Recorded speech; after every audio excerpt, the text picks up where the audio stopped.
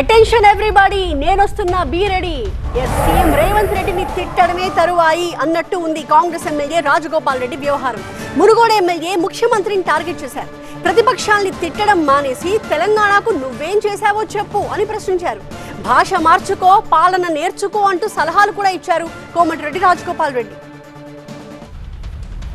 రెండో విడత కేబినెట్ విస్తరణలో మంత్రి పదవి దక్కకపోవడంతో పార్టీపై తీవ్ర అసహనం వ్యక్తం చేసిన రాజగోపాల్ రెడ్డి తన ఆక్రోశాన్ని రోజుకో రూపంలో వెళ్లగక్కుతున్నారు. తన మంత్రి పదవిని రేవంత్ రెడ్డి అడ్డుకున్నారని అనుకుంటున్న రాజగోపాల్ రెడ్డి ఆయనపై విమర్శలు గుప్పిస్తున్నారు. సీఎం బాధ్యతలు నిర్వర్తిస్తున్న రేవంత్ రెడ్డి ఇష్టమున్నట్టు మాట్లాడడం సరికాదన్నారు. 20 నెలలు ఆలస్యమైన నాకు బాధ లేదు, కానీ ఈ ప్రభుత్వంలో ఉన్న పెద్దల భాష మార్చుకొని ప్రజల పక్షాన నిర్ణయాలు తీసుకొని వీలైనంత త్వరగా మంత్రివర్గ విస్తరణ ఖాళీలు కూడా భర్తీ చేసి ఇప్పటికైనా మనం పాలన సరైన రీతిలో అందించే విధంగా ముందుకు పోవాలని చెప్పి సూచిస్తున్నారు. రేవంత్ రెడ్డి ప్రతిపక్షాలను తిట్టడం మానేసి పని మీద దృష్టి పెట్టాలన్నారు రాజగోపాల్ రెడ్డి. ఆవేశం అక్కర్లేదు. ఇక 3.5 ఏళ్ళ గవర్నమెంట్ ఉంది, ముఖ్యమంత్రి మీరే ఉంటారు. ఆ తర్వాత ఎవరుంటారు అనేది అప్పుడు చూద్దాం. తర్వాత ఎలక్షన్స్ అయిన తర్వాత కాంగ్రెస్ పార్టీ హైకమాండ్ ప్రజలు తీర్పిచ్చిన దాన్ని బట్టి నిర్ణయం చేద్దాం. అప్పటి వరకు మీరే ఉంటారు.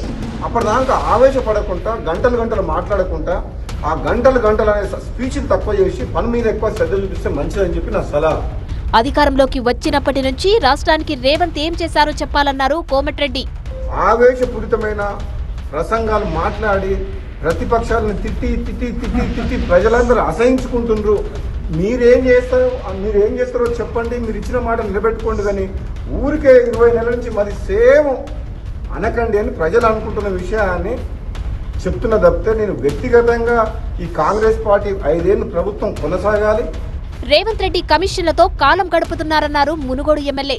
మిషన్ భగీరథ అని sand mafia, land mafia, liquor mafia లక్షల కోట్లు దోసుకొని రాష్ట్రాన్ని అప్లపాలు చేసిన మాట వాస్తవము. మీకు 20 నెలలు అయింది ఇప్పటి వరకు. పీసీగో మన రిపోర్ట్ ఇప్పుడు వచ్చింది. మీ పుణ్యకాలం అంతా మీరు ఈ రిపోర్ట్లతోటి ఈ కమిషన్లతోటే గడిచిపోయేటట్టుంది. మంత్రి పదవి కావాలనుకుని ఉంటే కేసీఆరే పదవి ఇచ్చేవారన్నారు కోమటిరెడ్డి రాజగోపాల్ రెడ్డి.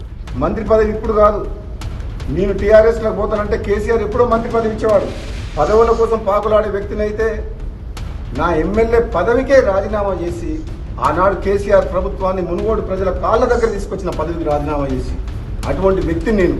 కాంగ్రెస్ పార్టీ తనకు మంత్రి పదవి ఇస్తానని హామీ ఇచ్చిందన్నారు రాజగోపాల్ రెడ్డి. అధిష్టానం పిలుపు మేరకే నేను మళ్ళీ కాంగ్రెస్లోకి వచ్చిన. అధిష్టానం తరఫున సునీల్ కనుగోలు, బట్టి విక్రమార్క గారు, మహేష్ కుమార్ గౌడ్ గారు ప్రస్తుత పిసిసి ప్రెసిడెంట్, ఆ రోజు ఇన్ఛార్జ్ మాణిక్రావు ఠాక్రే గారు అధిష్టానం తరఫున హామీ ఇచ్చి తీసుకొచ్చిండ్రు. మంగళవారం కూడా మంత్రి పదవిపై కీలక వ్యాఖ్యలు చేశారు రాజగోపాల్ రెడ్డి. జూనియర్లకు నిన్నగాక మొన్న పార్టీలోకి వచ్చిన వారికి పదవులు ఇచ్చారని ఫైర్ అయ్యారాయన. రెండో విడత మంత్రివర్గ విస్తరణ సమయంలో సీఎం రేవంత్ రెడ్డి, జానారెడ్డి కలిసి తనకు మంత్రి పదవి రాకుండా అడ్డుకున్నారని ఆరోపిస్తున్నారు రాజగోపాల్ రెడ్డి. అప్పటి నుంచి సీఎం రేవంత్ పై విమర్శలు గుప్పిస్తున్నారు రాజగోపాల్ రెడ్డి.